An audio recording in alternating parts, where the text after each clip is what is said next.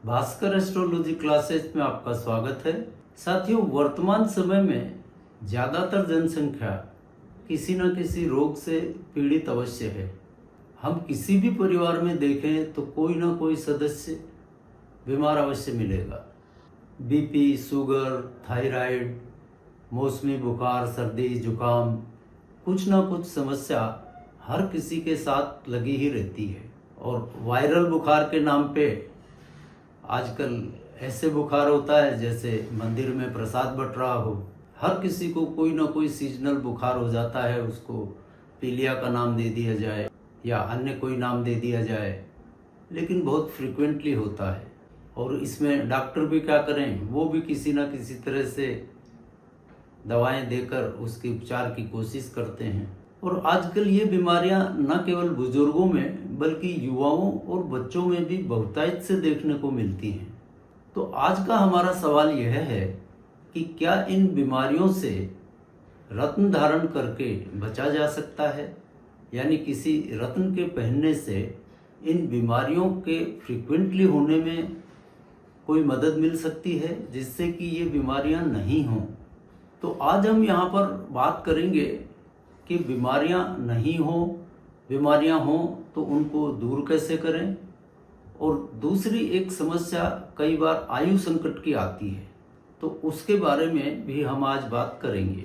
अब हम आगे बढ़ें उसके पूर्व एक बात स्पष्ट कर देना चाहते हैं कि कुंडली में यदि द्वितीयेश यानी दूसरे भाव का स्वामी ग्रह नीच का बैठा हो तो उन जातकों को रत्न धारण करने से बचना चाहिए, क्योंकि रत्न धारण करना द्वितीय भाव का कारकत्व है। और जब द्वितीयेश ही नीच का है तो वह फायदा देने की बजाय नुकसान ज़्यादा कर देगा।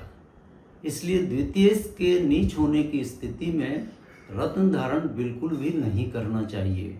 तो सवाल उठता है कि ऐसे जातकों को क्या करना चाहिए, क्योंकि जिनका द्वितीयेश नीच का है और बहुत से लोगों का द्वितीयेश नीच का हो सकता है और रोग बीमारी उनको भी होती हैं। तो ऐसे जातकों को कोई भी रत्न धारण करवाने की बजाय उनको रुद्राक्ष धारण करवाना चाहिए। और रुद्राक्ष के साथ साथ अन्य उपचार भी किए जा सकते हैं। और रुद्राक्ष किन किन जातकों को किस किस काम के लिए पहनना चाहिए, इसके बारे में पहले ही हम एक विस्तृत वीडियो बना चुके हैं, आप उसको भी देख सकते हैं। फिर भी हम यहाँ पर रोग और आयु वृद्धि इन दो विषयों पर बात कर रहे हैं। तो जिन जातकों का द्वितीयेश नीच राशि में बैठा हुआ है उनको रोग से बचाव के लिए पंचमुखी रुद्राक्ष धारण करना चाहिए। और यह पंचमुखी रुद्राक्ष काफ़ी सस्ता मिलता है, 10-20 रुपये में मिल जाता है आराम से। और मेडिकल साइंस भी रुद्राक्ष पहनने को बहुत पॉजिटिव मानता है। इसलिए कोई भी रोग वगैरह की समस्या से आप जूझ रहे हो तो एक पंचमुखी रुद्राक्ष पहन लीजिए। एक बात का ध्यान यहाँ पर अवश्य रखें कि आजकल जैसे भी कोई हरिद्वार, वाराणसी या गुवाहाटी तीर्थ यात्रा पर जाता है तो वहाँ पर सहज सुलभ रुद्राक्ष बिकते हैं, वो अवश्य लेकर आता है और अपनी श्रद्धा के अनुसार उनको पहनता भी है। और ज्यादातर रुद्राक्ष तो पंचमुखी ही होते हैं। जो इस तरह के रुद्राक्ष मिलते हैं सस्ते, वो पंचमुखी ही होते हैं, लेकिन उनमें बहुतायत से 4 मुखी और 6 मुखी रुद्राक्ष भी होते हैं। तो यहाँ पर ध्यान यही रखना है, आप पंचमुखी रुद्राक्ष तो आराम से पहन सकते हैं, लेकिन 6 मुखी रुद्राक्ष और 4 मुखी रुद्राक्ष हो तो उसको अवॉइड करें। अगर आप बीमारी के लिए रुद्राक्ष पहनना चाहते हैं तो पंचमुखी पहने। 6 मुखी आपके रोग को और बढ़ाएगा, 4 मुखी भी आपको उसमें और परेशानी देगा, आपका स्वास्थ्य अच्छा नहीं रहेगा।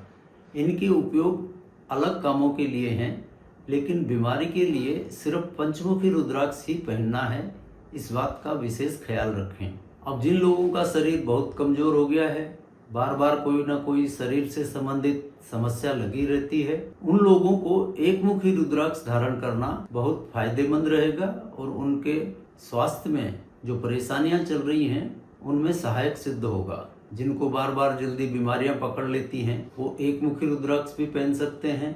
और एक मुखी 5 मुखी का लॉकेट बनवाकर वो भी पहना जा सकता है। यह शरीर को स्वस्थ रखने के लिए बहुत उपयोगी रुद्राक्ष हैं। अब मान लीजिए दशा अंतरदशाओं में आयु संकट दिख रहा है और द्वितीय भी नीच राशि का है, तो यहाँ पर रत्न तो पहन नहीं सकते।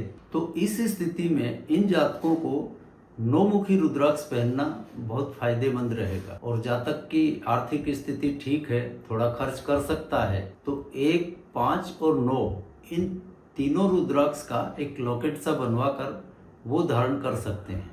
इसमें 1 मुखी और 9 मुखी थोड़े महंगे आते हैं, पंचमुखी तो 10-20 रुपये का ही आएगा, तो ये भी कर सकते हैं। नहीं तो सिंपल रूप से एक 9 मुखी रुद्राक्ष इसमें आप पहन सकते हैं। अब यहाँ तक हमने बात की कि द्वितीय यदि नीच राशि में बैठा हो तो रोग बीमारी और आयु संकट से निजात पाने के लिए रुद्राक्ष का कैसे उपयोग करें। आइए अब बात करते हैं आयु संकट होने पर, यानी कोई मार्केस वगैरह की दशा होने पर रत्न कौन सा पहनना है और किस रत्न के पहनने से आपको इसमें लाभ मिलेगा। यानी कहीं भी दशा अंतरदशा में कोई ग्रह मार्केस बन रहा है या आने वाले समय में मार्केस दशाएं दिख रही हैं, तो उसमें कौन सा रत्न धारण करना है। तो ऐसे जातकों को हमेशा नवमेश का रत्न पहनना बहुत लाभकारी सिद्ध होता है, यह उनके लिए जीवनदायी बन जाता है।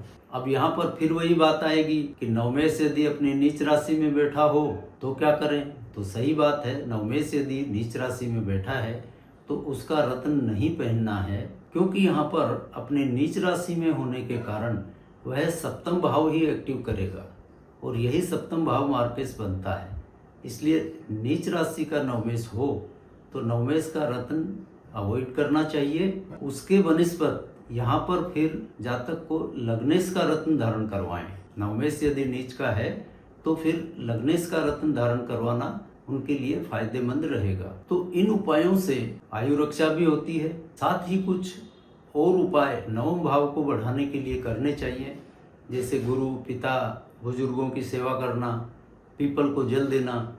यह भी मार्केस दशाओं में बहुत लाभकारी सिद्ध होता है। और आपसे हो सके तो महामृत्युंजय का जाप कर लें। कोई ज़रूरी नहीं है कि किसी पंडित जी को देकर आपको 1.25 लाख महामृत्युंजय के जप ही करवाना है।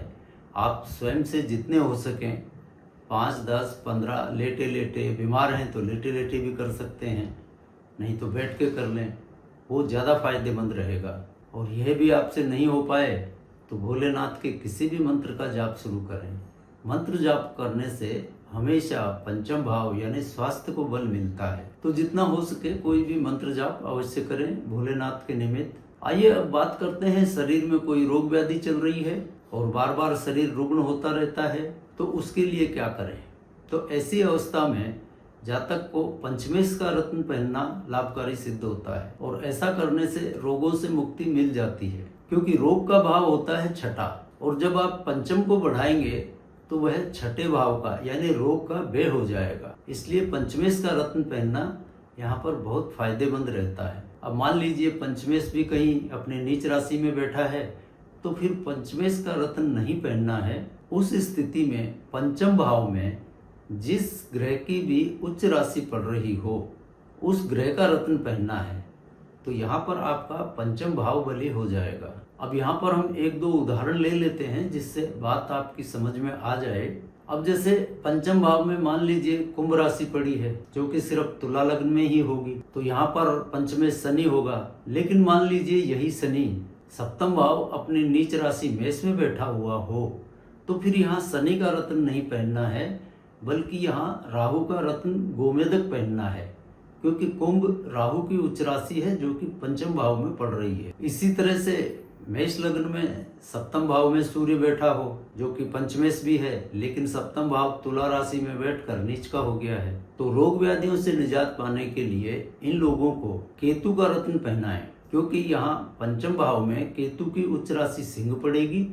तो केतु रत्न लहसुनिया यानी कैटसाई पहनाएं। इनको रोग व्याधि के अंदर बिल्कुल फायदा मिल जाएगा और रोग मुक्त हो जाएंगे। अब यहाँ पर एक बात और देखने में भी आती है और आपको ध्यान भी देना है कि मेष लग्न में मान लीजिए सूर्य अपनी नीच राशि तुला में सप्तम भाव में बैठा है और ऐसे जातकों को देखने में तो कोई रोग व्याधि नहीं है, लेकिन उनकी बुद्धि भ्रष्ट है, उनकी स्मरण शक्ति कमजोर है, कुछ भी पढ़ा हुआ याद नहीं रहता है या आत्मविश्लेषण में कमजोर हैं। तो ऐसे जातकों को, और विशेषकर यह समस्या बच्चों के साथ आती है, तो उनको यहाँ पर कैट्स आई यानी लहसुनिया नहीं पहनाकर टाइगर्स आई पहनाएं। ये भी काफ़ी सस्ता रत्न आता है और ये बहुत बढ़िया काम करता है। तो स्मरण शक्ति के लिए या कमजोर बुद्धि के लिए जिनको ये समस्या हो, उनको कैट्स आई की बजाय टाइगर्स आई पहनाएं, तो उनकी यह समस्या बहुत आराम से दूर हो जाएगी। तो यहाँ पर हमने आपसे रोग बीमारी से छुटकारे के लिए और मार्केस की स्थिति में आयु संकट से बचने के लिए रुद्राक्ष और रत्नों के बारे में बात की। तो बताए गए अनुसार रत्न और रुद्राक्ष पहनने से इनमें आपको लाभ प्राप्त होगा, और इन दोनों ही अवस्थाओं में पंचम भाव को मजबूत करते रहना चाहिए। और पंचम भाव को मजबूत करने के लिए मंत्र पूजा सबसे बढ़िया है, यानी किसी भी मंत्र का जाप किया करें। दूसरा, अन्नदान करना, यह भी बहुत बढ़िया पंचम को मजबूत करता है। और यह कोई जरूरी नहीं है कि अन्नदान करना है तो भंडारा ही लगाना है। आप अपनी श्रद्धा अनुसार किसी को भी 1 रोटी 2 रोटी सब्जी खिला दिया करें, तो इससे भी आपका पंचम भाव मजबूत होकर आपको रोग व्याधि से छुटकारा दिलाने में बहुत मददगार साबित होगा। अंत में एक बात डिस्क्लेमर में कि हम कोई रत्न या रुद्राक्ष बेचने का धंधा नहीं करते हैं और ना ही किसी को प्रमोट करते हैं। हमने जो भी रुद्राक्ष या रत्न आपको बताए वो अपने किसी परिचित से लें, जिससे आपको सही चीज मिल सके। और आप महंगा रत्न नहीं खरीद सकते हैं तो उसका उपरत्न भी ले सकते हैं। आप अपने किसी परिचित ज्वेलर के यहाँ जाएंगे तो वह आपको बता देगा, तो आप वो भी धारण कर सकते हैं। और इसी के साथ आज के चैप्टर को विराम देते हैं और अगले चैप्टर में मिलते हैं किसी नए विषय के साथ। तब तक के लिए जय जय सिया राम।